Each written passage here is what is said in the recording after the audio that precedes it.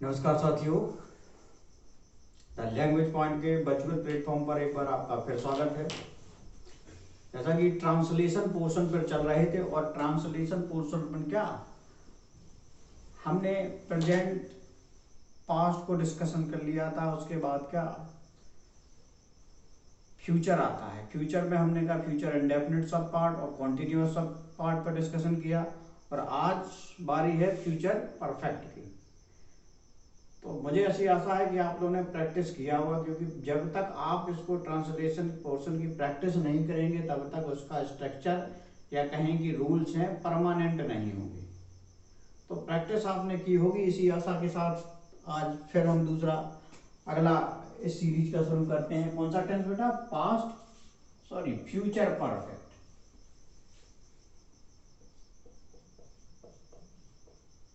Future perfect tense हमने देखा क्या फ्यूचर परफेक्ट टेंस। तो सबसे पहले हम क्या देखते थे, हिंदी और अंग्रेजी दोनों प्रकार के वाक्यों में को हम किस प्रकार से पहचानेंगे कि ये फ्यूचर का है या नहीं है, फ्यूचर परफेक्ट है या नहीं है। तो पहचान देखते हैं। सबसे पहले हिंदी वाला अगर कोई वाक्य है जिसे आपको ट्रांसलेट करना है, उसकी पहचान देखते हैं। आप कैसे पहचान के उसे ट्रांसलेट करें। तो इसमें आपको क्या मिलेगा? चुका होगा, जिन हिंदी वाक्यों के अंत में चुका होगा, चुकी होगी, चुकी होगी, चुके होंगे आदि शब्द आते हैं। क्या कहेंगे पहचान की? जिन हिंदी वाक्यों के अंत में चुका होगे, चुकी होंगे या चुके होंगे आदि शब्द आते हैं, तो वो बेटा क्या कहलाते हैं? Future perfect tense.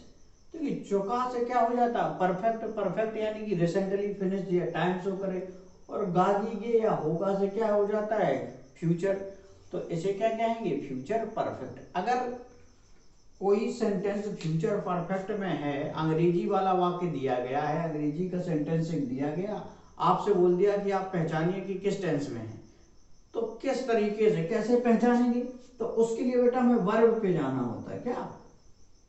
वर्ब पे। वर्ब में क्या मेन और हेल्पिंग दोनों प्रकार की वर्ब इसमें यूज होती है, जिसमें हम जाएंगे। तो क्या विल या सेल के साथ आपको हैव मिलेगा। विल हैव या सेल हैव प्लस वर्ब की थर्ड फॉर्म, मेन वर्ब की थर्ड फॉर्म। अगर कहीं भी किसी भी सेंटेंस में इस प्रकार का स्ट्रक्चर बन रहा है, अंग्रेजी का सेंटेंस है, मान लीजिए आपसे पूछ दिया गया ये कौन सा टेंस है, किस टेंस के अंतर्गत आता है, अंग्रेजी का कोई सेंटेंस है, अगर फ्यूचर परफेक्ट होगा तो क्या फॉलो करेगा? उसके साथ या तो विल हैव या शैल हैव लगा होगा। विल हैव या शैल हैव के साथ आपको मुख्य क्रिया की थर्ड फॉर्म मिल जाएगी। इससे ज्यादा कुछ नहीं देखना। ठोस पहचान हिंदी वाला वाक्य है, चौका तो मिलेगा और साथ में होगा, गागी गे मिल जाएगा। चौका से क्या हो जाता है? परफेक्ट। गागी गे से फ्यूचर, तो फ्यूचर परफेक्ट हो गया। इतनी बात आप लोगों को क्लियर हुई होगी। दोनों बात हिंदी में वाक्य कैसे पहचानेंगे और अंग्रेजी में कैसे पहचानेंगे। अब एग्जाम्पल के तौर पर कोई भी सेंटेंस ले लेता हूं मैं, जैसे राम खाना खा चुका होगा। तो मिल गया चुका होगा, मिल गया। तो ये क्या कहेंगे? फ्यूचर परफेक्ट टेंस है। गागी से क्या हो जाता है बेटा? फ्यूचर। और चुका मतलब टाइम, टाइम मतलब परफेक्ट। और परफेक्ट को क्या कहते हैं? रिसेंटली फिनिश्ड, अभी हाल में हुआ, फिनिश्ड। इसे इस प्रकार से हम रिलेट करते हुए चीजों को देखते जाते हैं। तो दोनों पहचान आपको क्लियर हो गई, हिंदी में भी और अंग्रेजी में। अगर इसके ट्रांसलेट करने के असर्टिव या इंट्रोगेटिव दो ही पार्ट होते हैं जिन्हें हम ट्रांसलेट करते हैं, उनके भी अपने नियम होते हैं, स्ट्रक्चर होता है, उस स्ट्रक्चर को फॉलो करते हुए उनको हम ट्रांसलेट करते हैं। अगर बाई चांस जैसे हमने इसी को अंग्रेजी बना दिया, मैंने कह दिया Ram will have eaten the food, full stop. अगर मान लीजिए आपको ये सेंटेंस दिया था खाली, ये तो हिंदी वाली पहचान होगी, हमने पहचान लिया। अगर मान लीजिए आपको एक सेंटेंस दे दिया Ram will have eaten the food, अब आप क्लासीफाई कीजिए या पहचानिए कि कौन सा टेंस है। ऑप्शन में दे देंगे present indefinite, present continuous, past perfect, future perfect. तो हमें कहाँ पकड़ना है? अंग्रेजी वाले सेंटेंस में विल हैव, शैल हैव, उसके ईट, इसका मेन वर्ब क्या है? ईट। ईट की थर्ड फॉर्म है ईट, एट, ईटन। तो विल हैव या शैल हैव के साथ थर्ड फॉर्म मिलती है तो वो हमेशा किसमें होता है? फ्यूचर परफेक्ट टेंस में। तो अब आपको दोनों पहचान, चाहे वाक्य हिंदी में आए या अंग्रेजी में आए, दोनों पहचान आपको क्या क्लियर हो गई, माइंड में क्लियर हो गई। अब चलिए जब क्लियर हो गई तो हम क्या करते हैं? टेंस के स्ट्रक्चर को देखते हैं, क्योंकि स्ट्रक्चर को पहचानेंगे तभी आप उसे ट्रांसलेट कर पाएंगे, कैसा भी टेंस हो। पहचान के बाद सीधा हम कहां पे आते हैं? स्ट्रक्चर। स्ट्रक्चर में पहला कौन सा आता है? असर्टिव सेंटेंस का। अब असर्टिव में भी अभी तक हम पढ़ते आए क्या? दो पार्ट होते हैं, ठीक है। असर्टिव लिख दिया है शॉर्ट में। ए नंबर से बोलते हैं क्या? अफर्मेटिव, और बी नेगेटिव।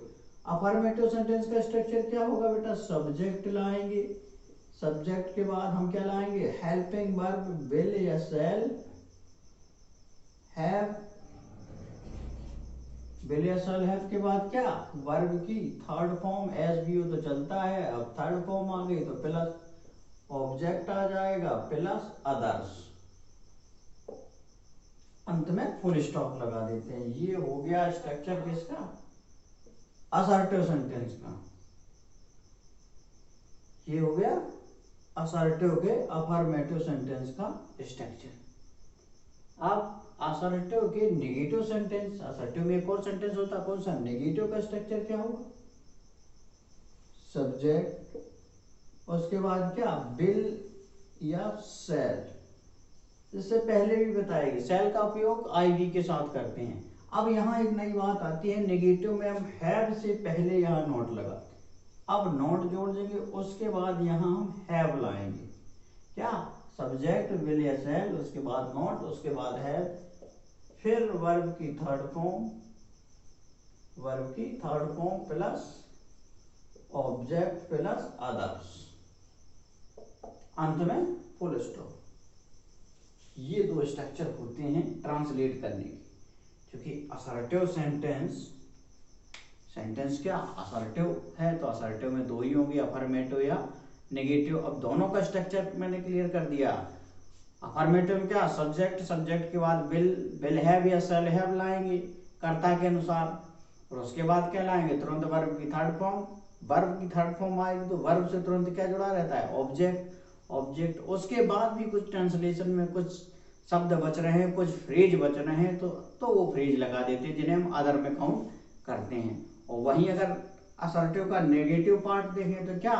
यहाँ सब्जेक्ट के बाद आप विल हैव या शैल हैव लाते हैं, यहाँ क्या? खाली विल या शैल लाएंगे। उसके बाद आपको नोट लगाना पड़ेगा, और नोट के जस्ट तुरंत बाद आपको हैव उपयोग करेंगे। हैव के बाद वर्ब की थर्ड फॉर्म, अगर वर्ब की थर्ड फॉर्म आई तो थर्ड फॉर्म के जस्ट बाद ही क्या? तुरंत ऑब्जेक्ट लगा रहता है, क्योंकि मेन वर्ब से जुड़कर चलता है ऑब्जेक्ट। ये समझ लिए, मेन वर्ब अगर ट्रेन इंजन है तो वर्ब क्या है? उसका ऑब्जेक्ट क्या है? डिब्बा है। उसके बाद जो कुछ बचेगा वो अदर के अंतर्गत आ जाएगा। अब एग्जाम्पल देख लेते हैं। एग्जाम्पल जो होते हैं, हिंदी का वाक्य हमने अगर पहचान लिया तो उसको स्ट्रक्चर, अगर अफर्मेटिव वाला पहचान लेते, जैसे राहुल बाजार जा चुका होगा,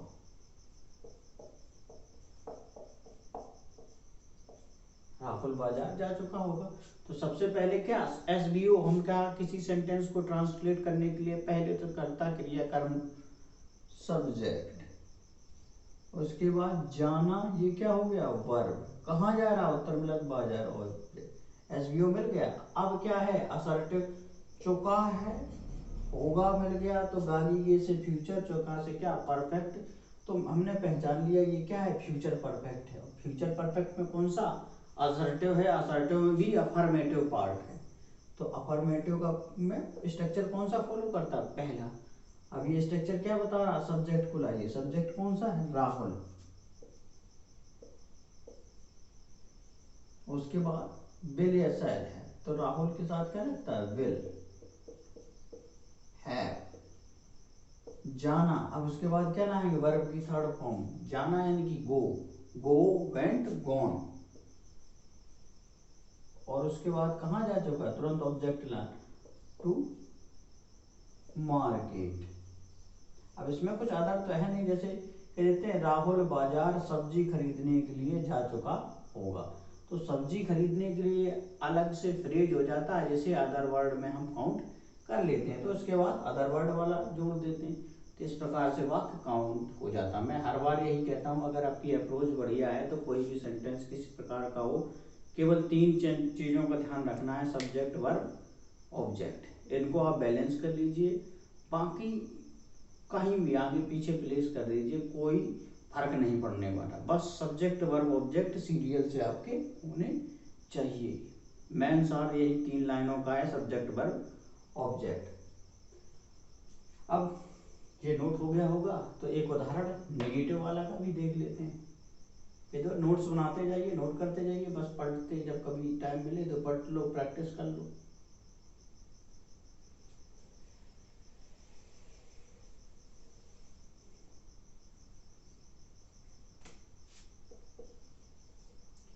मैंने कहते तुम इलाहाबाद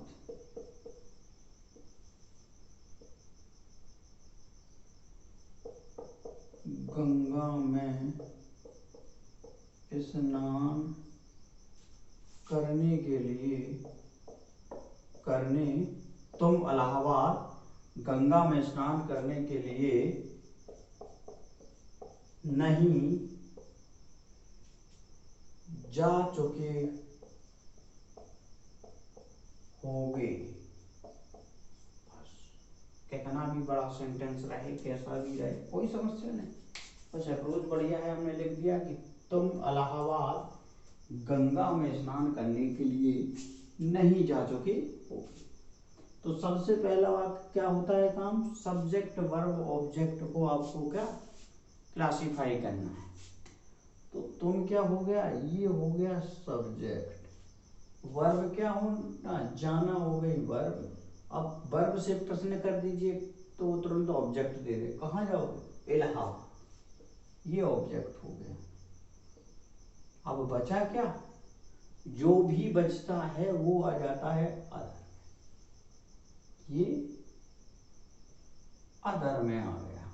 जब अदर में आ गया, हमने देखा नहीं लगा है, और अब सबसे इतना काम करने के बाद या पहला ही काम ये रहता है पहचानेंगे, इतना काम कर लिया किसी सेंटेंस में, अब उसको पहचानेंगे क्या है, चुका, चुकेगे के साथ क्या चुके होंगे, चुके से मतलब क्या परफेक्ट, गाली से मतलब फ्यूचर, तो पूरा जुड़ के क्या हो गया फ्यूचर परफेक्ट। तो फ्यूचर परफेक्ट का नहीं लगा यानी असर्टिव का नेगेटिव वाला पार्ट है, तो हमें इसका स्ट्रक्चर याद है, यानी कि ये लिखा है तो उसी के अनुसार फॉलो करते हैं। ये कह रहा है कि सब्जेक्ट लाइए, सब्जेक्ट क्या है तुम, यानी कि यू, यू के साथ क्या विल लगेगा, यू विल। उसके बाद मैंने कहा तुरंत नोट लाएंगे, विल हैव ना लगा के, हैव के बाद नोट नहीं, काफी लोगों की गलती होती है कि विल हैव नोट कर देते हैं, विल हैव नॉट नहीं, will not have, you will not. उसके बाद आप लाएंगे हैव, उसके बाद क्या कह रहा वर्ब की थर्ड फॉर्म जाना, गो वेंट गॉन, गॉन और कहाँ टू इलाहाबाद, बस ऑब्जेक्ट आ गया था। कितने आसानी से बनते जा रहे, कोई समस्या नहीं। अब इलाहाबाद, अब अदर्स में बचा। अदर्स में क्या है, ये फ्रेज है, यानी कि सेंटेंस के छोटे से पार्ट या टुकड़े को हम क्या बोलते हैं, फ्रेज बोलते हैं। अब क्या है, गंगा में स्नान करने के लिए फ्रेज। अब फ्रेज को भी कई तरीके से बनाते हैं, जीरंड बना के, जी इन्फिनिटी बना के, तो इसका बनाने का अपना एक अलग तरीका होता है फ्रेज को। अब ये है गंगा में स्नान करने के लिए, फॉर, अब जीरंड से बना देते हैं, taking bath in Ganga, full stop, बन गया। तुम इलाहाबाद गंगा में स्नान करने के लिए नहीं जा चुके होगे, हमने पहचान कर लिया। उसके बाद SBO में क्लासीफाई कर लिया, जो बचा अदर में डाल दिया। पहचान से हमें ज्ञात हुआ क्या, ये फ्यूचर परफेक्ट का टेंस है, और फ्यूचर परफेक्ट में कौन, असर्टिव का नेगेटिव वाला पोर्शन, तो उसको हमने उसी हिसाब से क्लासीफाई करके क्या बना दिया, you will not have gone to Allahabad for taking bath in Ganga. इतनी कहानी नोट तो कर रहे होंगे, आपको इतनी कहानी जो है समझ में आई होगी कि क्या चल क्या रहा था स्टेज। बड़े आसान है चीजें, बस एक बार समझ लो, टेक्निक समझ लो, बस और कुछ नहीं। अप्रोच, किस अप्रोच से जा रहे हैं, सबसे ज्यादा महत्वपूर्ण यही करता है, सबसे ज्यादा मैटर यही करता है। चलिए इसके बाद क्या, इंटेरोगेटिव वाला पोर्शन बचता है, वो भी देख लेते हैं। अब इंटेरोगेटिव में भी दो पार्ट होते हैं, क्या होते हैं, दो पार्ट इंटेरोगेटिव में भी होते हैं। क्या, एक क्वेश्चन वर्ड वाला, एक विदाउट क्वेश्चन वर्ड वाला। एक क्वेश्चन वर्ड वाला, एक विदाउट क्वेश्चन वर्ड वाला, तो दोनों देख लेते हैं।